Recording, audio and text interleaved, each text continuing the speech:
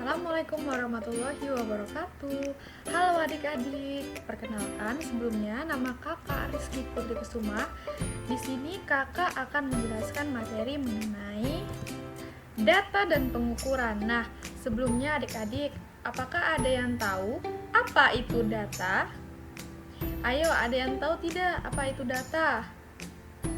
Nah, jadi data adalah suatu informasi yang didapatkan dari pengamatan, penelitian, serta wawancara dalam bentuk angka dan nilai. Nah, dari mana sih Kak kita mendapatkan data? Dan bagaimana sih bentuk-bentuk dari penyajian data ini adik-adik? Nah, jadi kita hari ini akan mempelajari cara mengumpulkan data dan juga bagaimana dari bentuk-bentuk penyajian data. Selain itu, kita juga akan mempelajari mengenai cara membaca data dan juga penafsiran data. Nah, kita masuk ke pembelajaran pertama, yaitu cara mengumpulkan data. Nah, cara mengumpulkan data ini ada dua cara adik-adik. Jadi, cara yang pertama itu ialah mengumpulkan data dengan cara pencatatan langsung. Nah, di sini kakak udah punya contohnya nih. Contoh dari mengumpulkan data dengan cara pencatatan langsung. Ini merupakan salah satu contoh dari pencatatan langsung ya, pengumpulan data dengan cara pencatatan langsung. Di sini ada sekelompok anak, itu ada yang sedang mengukur tinggi badan dan ada juga yang sedang mengukur berat badan. Nah, salah satu anak ada yang mencatat hasil dari pengukuran. Nah, inilah yang disebut dengan pencatatan langsung.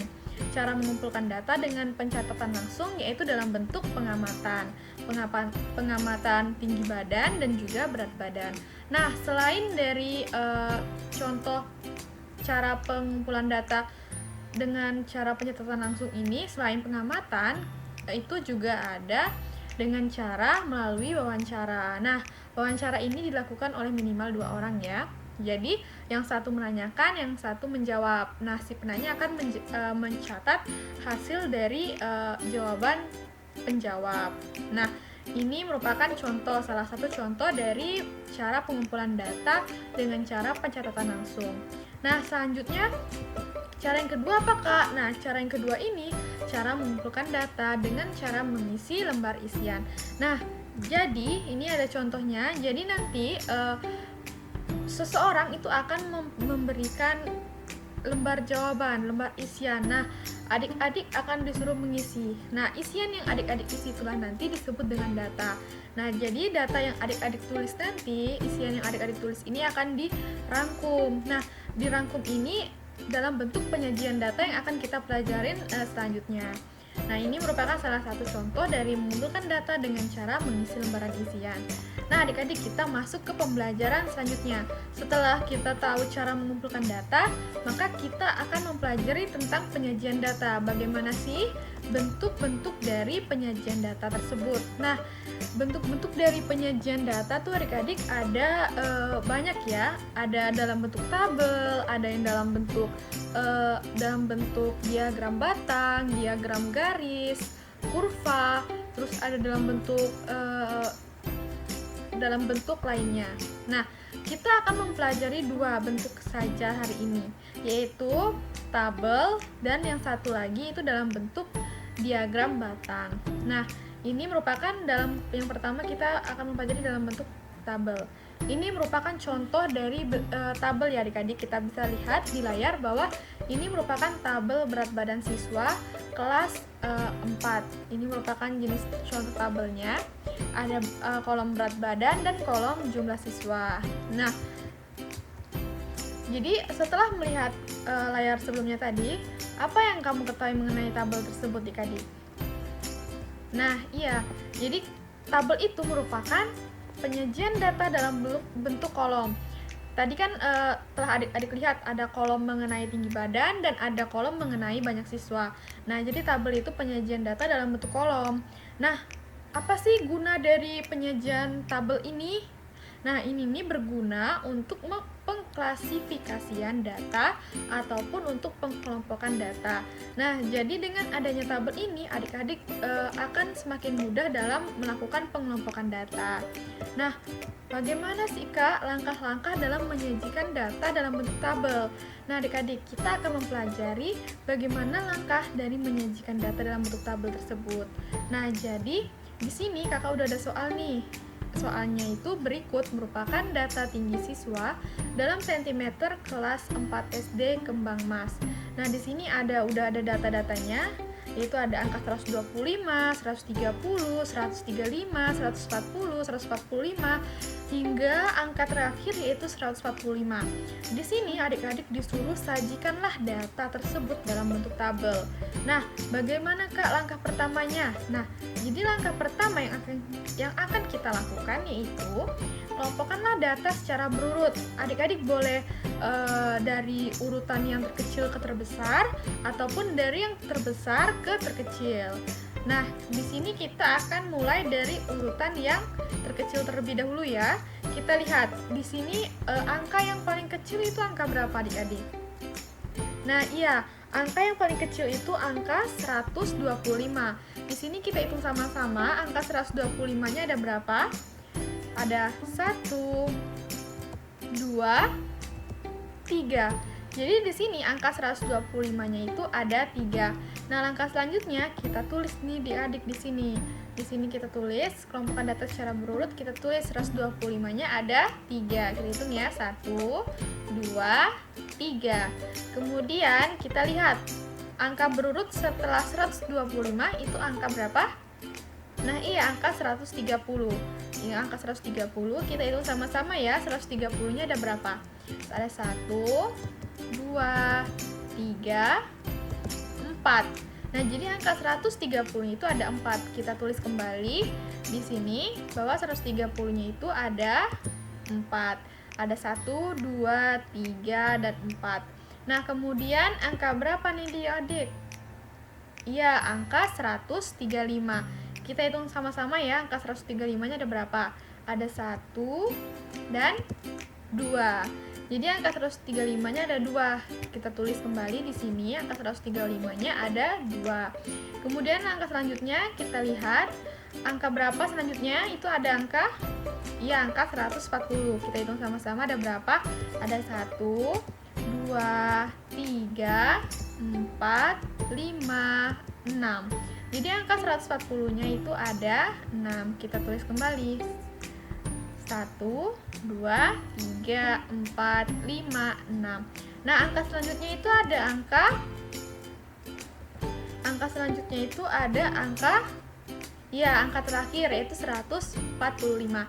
Kita hitung sama-sama ya, ada berapa? Ada 1, 2, 3, 4, 5. Jadi angka 145-nya itu ada 5. Kita tulis kembali nih adik, angka 145-nya ada 5. Ada 1, 2, 3, 4, 5. Nah, langkah selanjutnya gimana Kak? Langkah selanjutnya untuk mempermudahnya, kita akan tulis dalam bentuk definisi adik-adik seperti ini. Nah, jadi tadi udah diketahui bahwa angka 125 itu muncul 3 kali. Di sini artinya bahwa siswa yang tingginya 125 itu ada 3 anak. Kemudian kita lihat 130-nya tadi ada 4 kali. Kemudian 135-nya itu munculnya 2 kali. 140 muncul 6 kali. Dan yang terakhir itu ada angka 145 itu muncul sebanyak 5 kali. Nah, kemudian adik-adik kita akan menyajikan dalam bentuk, kita akan membuat tabelnya. Nah, jadi langkah keduanya itu buatlah kolom-kolom dan tuliskan judul tabel di bagian atas tabel, serta masukkan data tersebut secara berurut ke dalam tabel. Nah, jadi kita masuk ke langkah keduanya. Nah, selanjutnya kita akan buat tabelnya adik-adik. Jadi tabel itu terdiri dari kolom-kolom kan. Nah, di sini kita akan mengambil 2 kategori nih.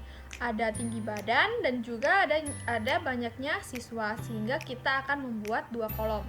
Nah, kolom pertama, kolom yang ini akan untuk tinggi badan, dan kolom Yang kedua, yang ini untuk banyaknya siswa. Kemudian barisnya ada berapa, Kak? Nah, jadi adik-adik, baris yang harus kita ada itu baris pertama itu untuk judul tabel ya, judul kolom. Maksudnya untuk judul kolom. Nah, jadi di sini nanti kan untuk tinggi badan nih. Maka di sini kolom yang pertama ini untuk menuliskan judul kolom tersebut. Jadi di sini tulisnya tinggi badan dan nanti di sini untuk banyaknya siswa. Kemudian ada berapa lagi, Kak, barisnya? Nah, karena kita ada 5 data. Mengapa 5 data?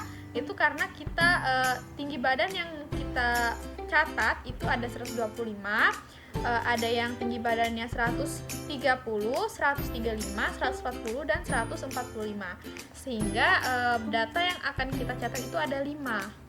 Maka kolom yang kedua ini untuk tinggi badan yang 125, baris yang selanjutnya ini untuk 130, selanjutnya untuk 135, yang selanjutnya yang ini untuk 140 dan yang kolom yang keenam ini untuk 145. Nah, kolom yang terakhir ini kita akan menulis jumlah banyaknya siswa, jumlah siswanya ya. Nah, terus yang keduanya tadi apa? Tulislah judul dari tabel tersebut ya. Nah, judulnya itu tinggi badan siswa kelas 4 SD Kembang Mas. Nah, selanjutnya setelah kita nulis judul, kita akan menulis judul dari kolom tersebut. Nah, kolom yang pertama tadi kita akan menulis apa? Nah, ya, kolom pertama kita akan menulis tinggi badan dan kolom selanjutnya, kolom kedua ini untuk banyaknya siswa. Nah, setelah kita menulis ini, kita lihatlah kembali ke ringkasan tadi ya, ringkasan dari data-data tersebut, data-data tadi. Kita buka kembali, kita lihat, kita akan menyusun urutannya dari yang terkecil hingga terbesar ya. Di sini angka yang terkecil itu 125 itu katanya muncul 3 kali. Artinya banyak siswa yang tingginya itu 125 ada 3 anak. Sehingga kita tulis adik-adik di sini tinggi badannya 125, banyak siswanya ada 3. Nah, selanjutnya untuk yang baris ketiga itu diisi oleh angka setelah 125 yaitu ada 130. Di sini dia dikatakan muncul 4 kali. Jadi artinya banyak siswa yang tingginya 130 itu ada 4 anak. Nah, kita tulis kembali di sini 130 itu ada 4. Banyak siswanya ada 4. Kemudian selanjutnya itu angka 135. Di sini dikatakan bahwa angka 135 ini munculnya sebanyak 2 kali.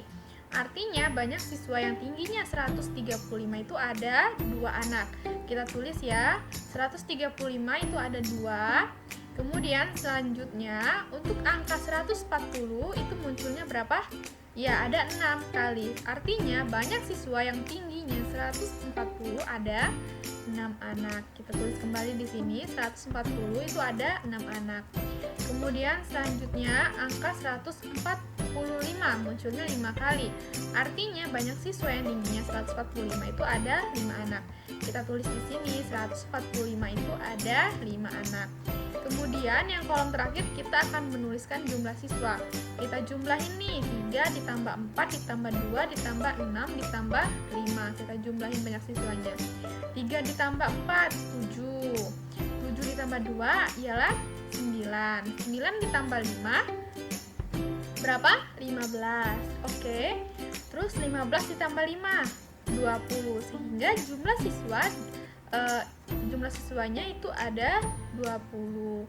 Nah, oke, selanjutnya kita akan masuk ke dalam bentuk diagram, penyajian data dalam bentuk diagram. Nah, adik-adik, ini merupakan gambar dari diagram. Di sini ada apa? Coba adik-adik perhatikan dulu gambar diagram yang ada di layar. Sudah? Ya, jadi kita masuk ke. Nah, dari gambar yang adik-adik perhatikan tadi, apa yang kalian ketahui tentang diagram batang ini? Nah, jadi adik-adik, diagram batang ini adalah penyajian data dalam bentuk persegi panjang tegak ataupun persegi panjang mendatar. Nah, tadi setelah adik-adik lihat gambar diagram batang sebelumnya, itu tuh yang tegak atau yang mendatar tuh? Nah, iya, itu merupakan bentuk dari persegi panjang yang tegak. Nah, diagram batang ini biasanya digunakan untuk menggambarkan perkembangan data dari suatu objek tertentu yang dapat dikategorikan. Nah, selanjutnya, bagaimana sih Kak langkah-langkah dari penyajian data dalam bentuk diagram ini? Nah, kita akan masuk ke penyelesaiannya ya. Bagaimana langkah-langkahnya nih? Nah, tadi kan sudah ada tuh tabel yang data yang kita ubah dalam bentuk tabel. Nah, jadi data yang kita ubah dalam bentuk tabel ini kita dapat ubah kembali dalam bentuk diagram. Nah, jadi langkah pertama dalam membentuk diagram batang itu ubahlah data dalam bentuk tabel.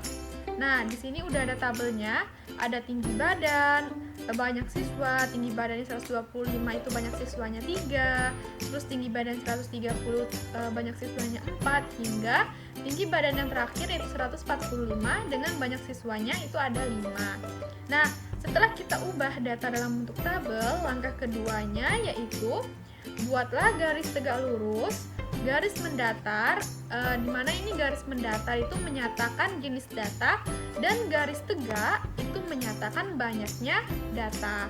Nah, kita langsung membuat garisnya ya. Buatlah garis lurus. Kita buat garis lurus, garis tegak. Ini merupakan garis tegak ya adik-adik. Nah, kemudian kita buat kembali garis mendatar. Selanjutnya kita buat apa nih? Ya, kita buat dulu skalanya. Angka yang ada pada garis ini, skalanya ukurannya ya. Ini di sini 1, 2, 3, 4, 5, 6, 7, 8, 9, 10. Nah, jadi adik-adik, di mana tadi diagram yang tegak tadi akan menyatakan banyaknya siswa kan? Banyaknya siswa atau ya banyaknya data. Nah, skala ini disesuaikan dengan banyaknya data yang terkumpul adik-adik. Tadi kan skalanya itu skala dari banyaknya siswa tadi tidak ada yang lebih dari 10 tuh. Makanya kita buat skalanya itu hanya sampai 10. Tapi apabila banyak siswanya nanti ada sampai 20 atau sampai 15, maka adik-adik buat garis skala yang tegaknya ini sampai banyak siswa yang diketahui ya. Nah, kemudian untuk yang mendatar ini berisi jenis-jenis data ya. Nah, tadi kan jenis datanya itu mengenai tinggi badan tuh. Mengenai tinggi badan. Nah, tadi ada 5 data tinggi badan, yaitu ada 125, 130, 135, 140 dan 145. Nah, kemudian kita tulis nih diagram garis yang tegak itu menyatakan garis yang mendatar menyatakan tinggi badan dan garis yang tegak menyatakan banyaknya data atau banyaknya siswa. Nah, langkah yang ketiga selanjutnya itu kita akan membuat skala pada garis mendatar dan garis tegak berupa batang sesuai dengan data. Nah, tadi kan kita udah bikin garis grafiknya, yaitu ada garis tegak dan garis mendatarnya. Kemudian kita lihat kembali pada tabel ini ya. Adik-adik dapat lihat pada layar. Di sini diketahui bahwa 125 itu banyak siswanya itu ada 3, skalanya itu ada 3. Sehingga dapat kita tulis di sini. Jadi 125 itu berhenti di skala yang ketiga. Seperti ini adik-adik. Nah, jadi 125 itu ada banyak datanya ada 3. Kemudian kita lihat untuk yang 130 ini banyak datanya ada 4. Maka kita akan tarik batangnya dari skala 0, dari skala 0 ini hingga menuju ke 4, karena banyak data 130 itu ada 4. Nah, kemudian kita lihat kembali setelah 130 itu ada 135.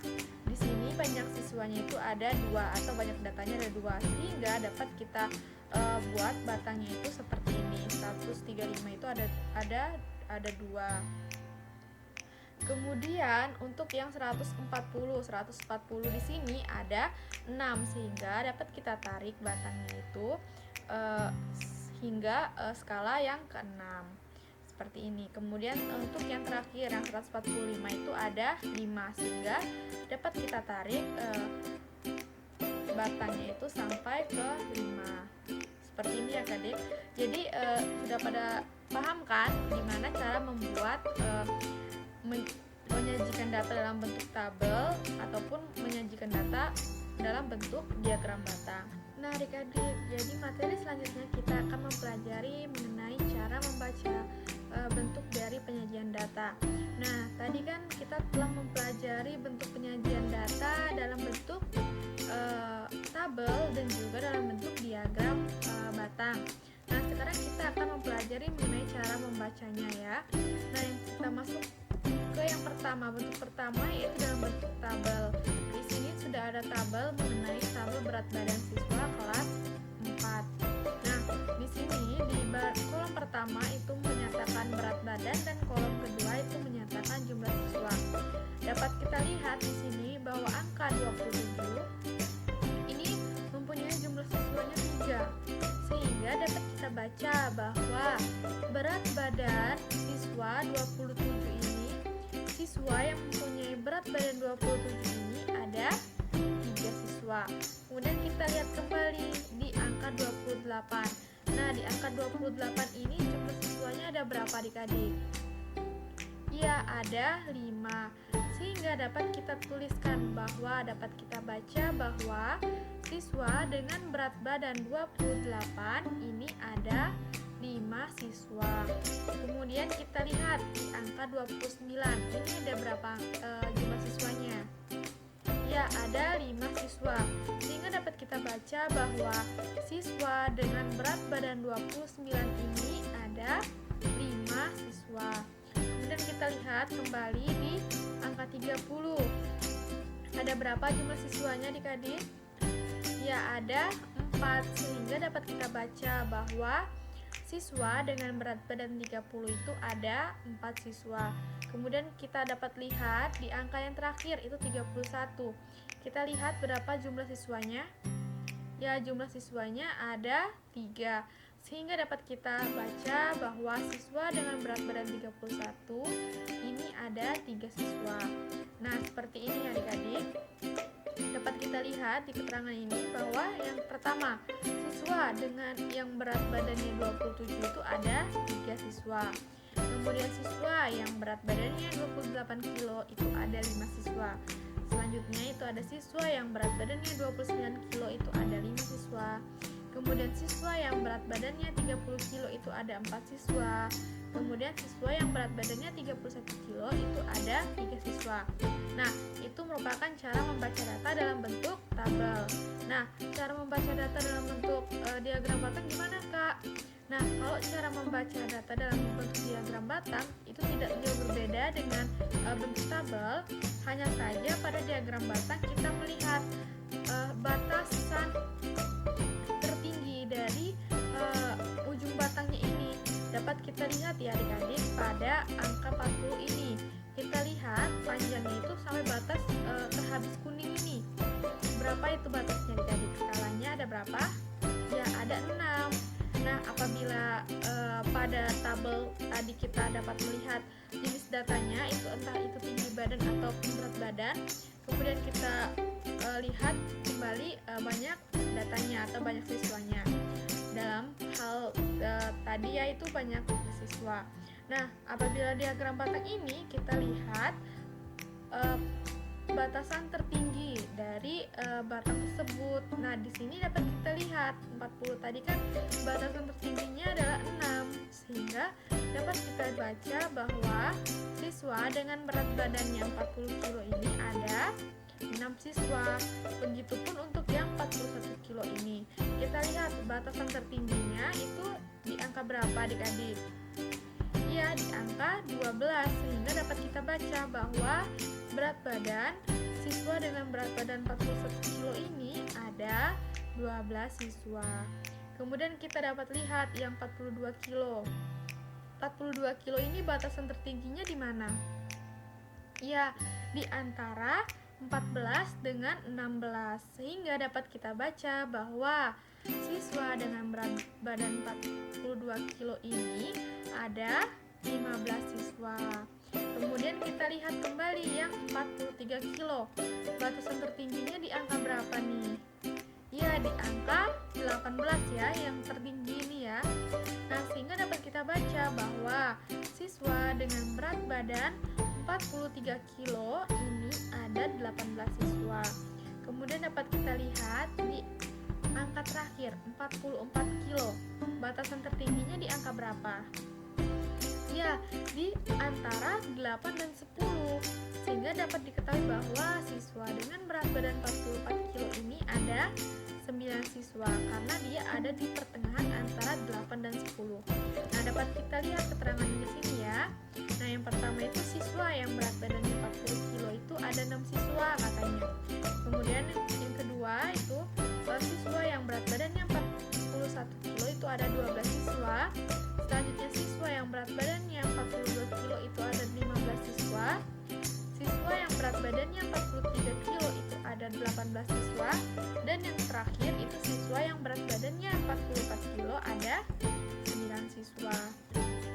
Nah, kemudian kita akan masuk ke materi terakhir nih yang akan kita pelajari pada hari ini, yaitu mengenai penafsiran data. Nah, adik-adik, ada yang tahu nggak sih apa itu penafsiran data?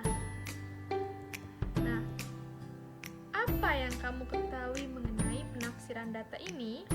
Nah, jadi adik-adik, penafsiran data itu merupakan suatu kegiatan yang menggabungkan hasil analisis dengan pernyataan, kriteria, atau standar tertentu untuk menemukan makna dari data yang telah dikumpulkan. Nah, dari data yang telah dikumpulkan ini akan menjawab permasalahan dalam penelitian yang sedang diperbaiki. Nah, di sini kakak udah ada contoh nih ya. Contoh di sini udah ada gambar dari diagram batang mengenai buah yang disukai oleh siswa kelas 4. Nah, perintahnya itu apa yang dapat kamu tafsirkan dari gambar diagram batang tersebut? Nah, dari diagram batang ini, gambar diagram batang ini, apa yang dapat kamu tafsirkan? Nah, yang dapat kita tafsirkan yang pertama itu buah apel merupakan buah yang paling banyak disukai oleh siswa. Dapat kita lihat ya di gambar grafiknya, buah apel itu buah yang paling banyak disukai oleh siswa. Benar atau tidak? Ya, benar Kak, memang benar ya bahwa buah apel ini banyak disukai oleh siswa. Karena apa adik-adik? Ya, karena dia mempunyai batang yang paling tinggi. Kita lihat aja ya, buah apel ini batangnya bernilai 11, sedangkan yang lainnya itu di bawah 11. Ada 10, ada 8, ada 7, ada 5, ada 4. Nah, batang buah apel inilah, diagram batangnya inilah yang paling tinggi. Sehingga dapat kita simpulkan bahwa buah apel ini merupakan buah yang paling banyak disukai oleh siswa. Kemudian yang dapat kita simpulkan kedua yaitu buah pepaya merupakan buah yang paling sedikit disukai oleh siswa. Kita lihat kembali ya, buah pepaya. Kita lihat dulu buah pepaya. Apakah benar buah pepaya itu paling sedikit disukai siswa? Iya benar Kak. Ya memang benar. Karena apa nih adik-adik? Mengapa buah pepaya ini disimpulkan sebagai buah yang paling sedikit disukai oleh siswa? Iya, karena batangnya yang terpendek. Nah, yang lainnya itu di atas 4 ya nilainya, yaitu ada 5, ada 7, ada 8, ada 10, ada 11. Nah, sedangkan buah pepaya ini merupakan buah dengan batang diagram yang terpendek, sehingga dapat kita simpulkan bahwa buah pepaya ini buah yang paling sedikit disukai oleh siswa.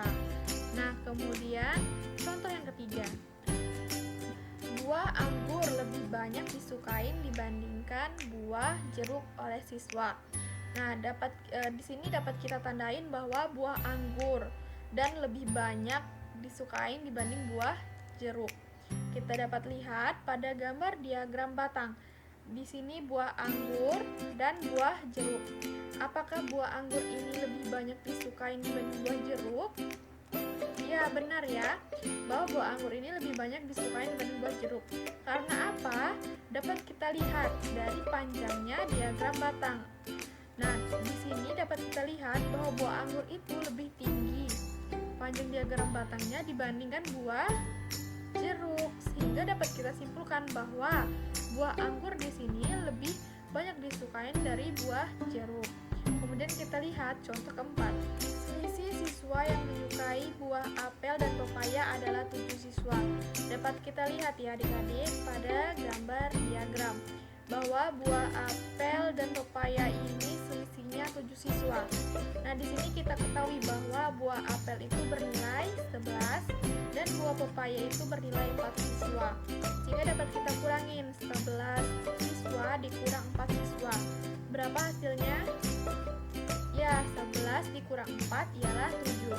Sehingga benar ya bahwa selisih buah apel dengan buah pepaya itu adalah 7 siswa, karena 11 dikurang 11 dikurang 4 adalah 7. Kemudian kita akan melihat ke pernyataan selanjutnya, yaitu jumlah siswa kelas 4 ialah 45 siswa. 45 siswa. Kita lihat pada diagram batangnya, kita buktikan jumlah siswa ya, maka kita akan menjumlahkan nilai-nilai yang ada pada diagram batang atau nilai-nilai banyaknya siswa yang menyukai buah-buah ini. Nah, yang pertama itu buah jeruk ada 5, apel ada 11, anggur ada 8, pepaya ada 4, mangga ada 10, dan semangka ada 7. Kita jumlahin terlebih dahulu. 5 ditambah 11 berapa adik-adik? Adik-adik boleh pakai coret-coretan ya, biar lebih mudah. Jadi 5 ditambah 11 ini adalah ya 16. Nah, 16 ditambah 8 berapa? 16 ditambah 8 24. 24 kita tambah 4 28. 28 kita tambah 10 38. 38 terakhir kita tambah 7. Siswa yang menyukai semangka ada 7, kita tambah 7, jadi hasilnya ialah 45 siswa. Jadi benar ya adik-adik bahwa siswa yang menyukai jumlah siswa kelas 4 itu ada 45 siswa. Nah, selanjutnya kita akan masuk ke latihan soal. Nah, di sini ada gambar dari tabel, di mana kolom pertama itu menyatakan tinggi badan dan kolom kedua ini menyatakan frekuensi atau banyaknya siswa. Kita langsung masuk ke pertanyaan pertama. Berapa siswa yang mempunyai tinggi terendah? Kita lihat ya adik-adik, siswa yang mempunyai tinggi terendah. Artinya di sini ada kata tinggi terendah. Artinya bahwa tingginya itu yang paling pendek yang tinggi badannya. Sehingga dapat kita lihat di sini berapa angka yang paling kecil di kolom tinggi badan ini adik-adik. Ya, ada 138 ya yang paling kecil. Nah, kita lihat berapa banyak siswa yang mempunyai tinggi 138 ini, yaitu ada 5 siswa. Sehingga dapat kita tulis berapa siswa yang mempunyai tinggi badan terendah, yaitu ada 5 siswa. Kemudian kita masuk ke pertanyaan kedua. Berapa tinggi badan yang dimiliki oleh siswa? Yang banyak dimiliki. Nah, jadi kata kuncinya itu banyak dimiliki oleh siswa. Jadi kita hanya melihat mengenai frekuensi terlebih dahulu adik-adik. Nah, di sini frekuensi yang terbesar berapa? Nilai frekuensi yang terbesar yaitu ada 15. Dengan berapa tinggi badannya? 141. Sehingga dapat kita tulis bahwa berapa tinggi badan yang banyak dimiliki oleh siswa, yaitu 141. Nah, kemudian kita masuk ke pertanyaan selanjutnya ya, yaitu yang ke C. Berapa tinggi badan tertinggi? Tinggi badan tertinggi berarti yang nilai tinggi badannya itu yang paling besar. Dapat kita lihat di kolom tinggi badan ini, nilai yang paling besar berapa adik-adik? Ya, 142. Dengan berapa tinggi badannya adik-adik? Banyak frekuensinya atau banyak siswanya? Ya, ada 9. Sehingga berapa tinggi badan tertinggi? Oh, di sini cuma dinanyakan berapa tinggi badan tertinggi. Sehingga kita lihat hanya di tinggi badannya aja ya. Ada berapa yang tertinggi ini adik-adik? Ya, ada 142. Sehingga didapatkan bahwa tinggi badan tertingginya ialah 142. Kita lihat ya bahwa berapa tinggi badan tertinggi, yaitu 142. Kemudian kita lanjut ke pertanyaan selanjutnya yang D. Berapa selisih tinggi badan tertinggi dan terkecil? Jadi kita lihat di tinggi badan ini yang tertinggi itu angka berapa? Ya, ada 142. Dan yang terkecil itu ada 138. Sehingga dapat kita tulis bahwa selisih tinggi badan tertinggi dan terkecil itu ialah 142 cm dikurang 138 cm. Sehingga didapatkanlah nilainya yaitu 4 cm. Sehingga didapatkanlah selisih tinggi badan tertinggi dan terkecil yaitu 4 cm. Kemudian kita masuk ke pertanyaan terakhir. Berapa jumlah siswa? Nah, ditanyakan jumlah siswa, maka kita akan menjumlahkan banyaknya siswa ya. 5 ditambah 4 ditambah 12 ditambah 15 ditambah 9. Sehingga didapatkanlah bahwa jumlah siswanya itu ada, maaf adik-adik, ada 45 siswa dari penjumlahan banyaknya frekuensi tadi ya. Nah, sehingga akhir sudah pembelajaran kita pada hari ini. Mohon maaf apabila ada kesalahan kata yang kakak ucapkan. Kepada Tuhan kakak mohon ampun. Wabillahi taufiq walhidayah. Wassalamualaikum warahmatullahi wabarakatuh. Terima kasih adik-adik.